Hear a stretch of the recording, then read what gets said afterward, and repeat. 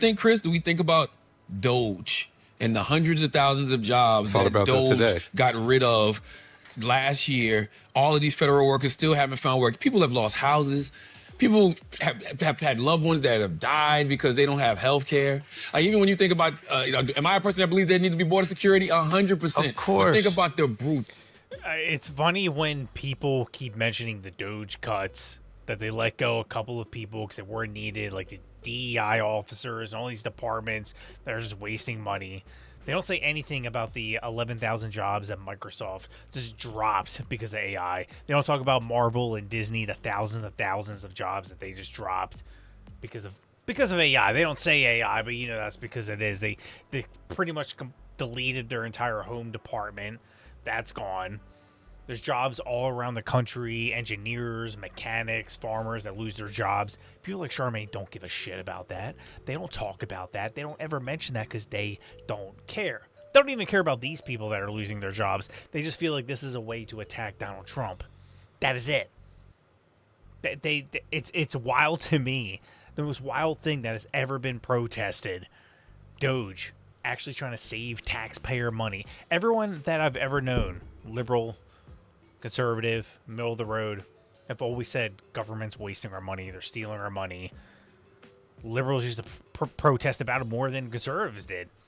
And then Doge comes in, they start making cuts, and then everyone loses their shit because it has something to do with Trump. And they have TDS, and they can't think clearly because they're mentally ill. And TDS is a mental illness.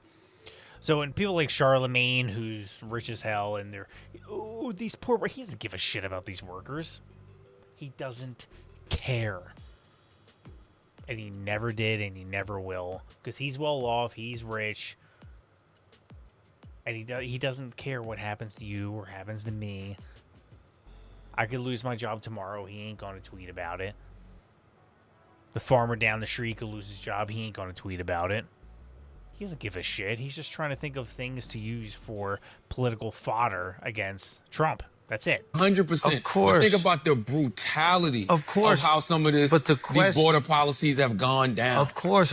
But the question is, are you saying that it's justified because of it? No. So it's like, so that's how it's going to be consumed. Like, I don't think you're justifying it. But if I was somebody who doesn't know you, I would go, oh, he's saying that he deserved this and he made people get this radicalized through his thing. I think we have to deal with the reality that some of these policies have hurt people so much that some folks are willing to risk it all.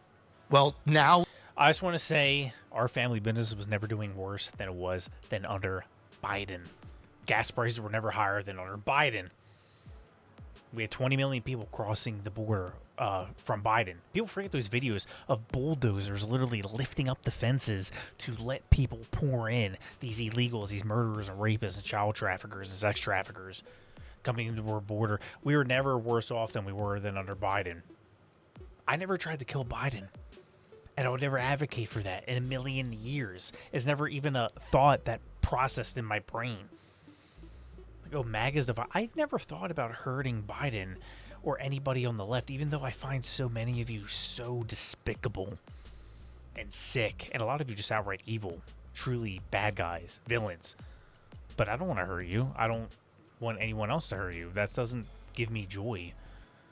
That doesn't make me feel happy. I don't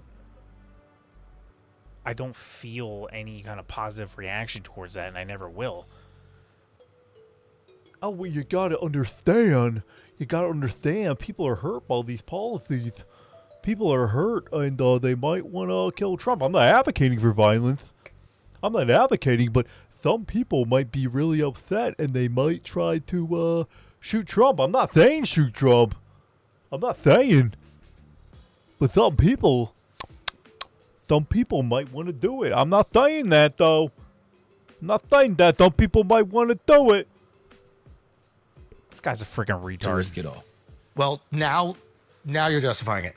I'm not justifying it. It's just a reality. But now you're justifying it. It's just a reality that you have to deal with. Am I? You feel like I'm justifying it, Miles? No, I think you can extrapolate out that, like, was Osama justified? Not justified. Was like Timothy McVeigh, all these other like political.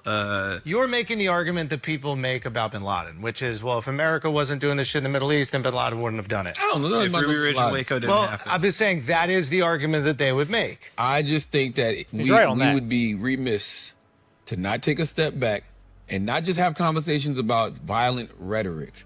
Let's talk about violent policies that people have been watching over the last year and a half, and how a lot of people have been hurt by those policies. A lot of people are overusing that word violent rhetoric. Trump has never called to assassinate Joe Biden or any of these other candidates. Joe Biden literally gave a speech specifically to talk about how people like me, I'm a mechanic, I work in a small town, small family-owned business, talking about people like me that were violent extremists, that we are literally the evil human beings of this country, that we are the greatest. What do you say?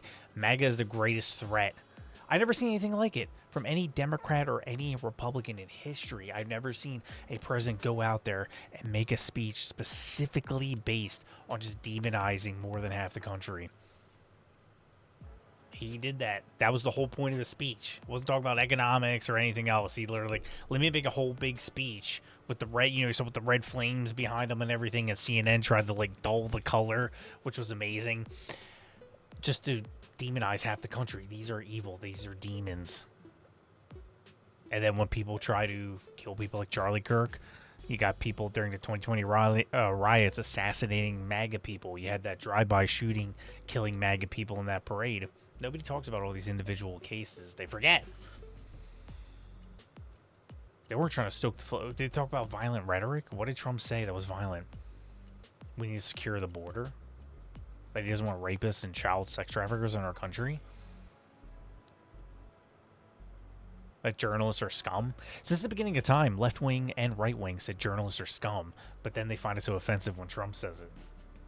It's amazing. And how a lot of people have been hurt by those policies. Of course. And some of those people are willing to risk it all. Because to your point earlier, I was saying also Andrew is kind of a retard. He tries to be like that, like super, like non-PC, like comedian, all that. But what does he mean? Of course what? Of course what? Violent rhetoric? Of course. Of course. Of course what? Give me an example. That's what I would ask. Give me an example. Give me an example of something that Trump said that was like, okay, that is worth assassinating him over. Just one. Willing to risk it all, because to your point earlier, they don't have nothing else to lose. At least in their mind. Sure. But I guess what I'm saying is we still go, it's wrong to do that. I'm not saying it's right. I'm just saying, like, you still have to deal with the reality. But you and I both know from knowing people that are crazy that it actually doesn't take that much to get certain crazy people to do things. Can you be driven crazy? You lose your house, your grandma dies because, you couldn't afford health care. Your grandma been living here her whole life. She gets deported to some country, or your wife or somebody that you love gets deported back to a country you've never been to. Can you be driven crazy? Not deported back to the country they've never been to, deported back to their home. You can be radicalized for sure. I think there's a lot of proof for that. Sure, but again, it's like... I'm not saying it's right. I'm just telling you, let's deal with the reality of it instead of just dismissing everything and saying, oh, this is fake. There's no but. There's no but. You can't. It's like the people when they're talking about Charlie Kirk's assassination, to be like, what happened to Charlie Kirk was horrible, but it's like, no, there can't be no but. It's horrible, period. Trump was shot and a firefighter was assassinated. 2 other people were shot. But if you're using the word but afterwards, then you're justifying it. That's not my opinion. That's just a fact. Trump was shot. It's a horrible thing. But no, then you're justifying it. Some guy just tried to kill Trump at a correspondence dinner. That was horrible. But you're justifying it. Charlie Kirk was shot in the neck, but it was like Ilhan Omar, when she was talking about Charlie Kirk's death. It is horrible what happened to Charlie Kirk, but we must remember. But if you're saying but, then you're justifying it, and you don't give a shit, and you're an evil human being. That's it. It should be like, this is horrible. Period. That's it. Somebody was assassinated. That's horrible. period. If you got to try to elaborate on it and try to justify in some kind of way and go on a long monologue that Charlamagne, this blasphemous dude calling him the god, if you got to try to justify it some way and go on a long monologue, you're an evil person.